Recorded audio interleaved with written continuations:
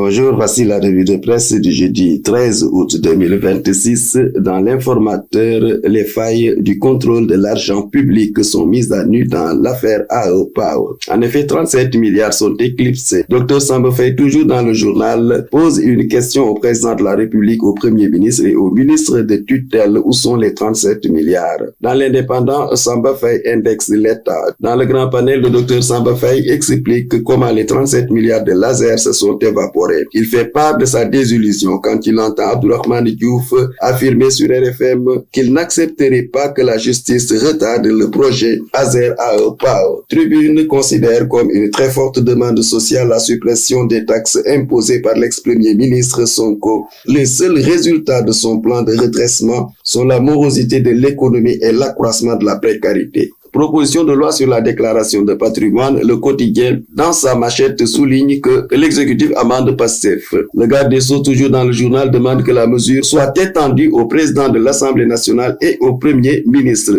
Selon le quotidien, l'Assemblée valide l'amendement. Le marché s'affole et le titre qui barre la une de Walf Quotidien. Le journal précise que le kilo de la viande de bœuf est vendu à 5 000 francs CFA, celui du mouton à 7 000 francs CFA. Les éleveurs dans le désarroi. L'inflation gagne le poisson et les légumes. Selon Subatel, 1065 personnes sont décédées entre janvier et juin sur les routes méditerranéennes. Le journal alerte par ailleurs sur les ruptures d'insuline pour dire que les diabétiques sont laissés à eux-mêmes. Dans Rémi Quotidien, le journaliste Pape Birambi Ndiaye solde ses comptes. Je ne suis pas homosexuel, Dougour Digen. Toujours dans le journal, affaire Ami Diom décédé à Touba. L'autopsie écarte l'empoisonnement. L'étudiante de l'UVS, 24 ans, accouche de jumeaux. Les étouffe à mort puis les glisse dans un sac plastique selon l'Observateur.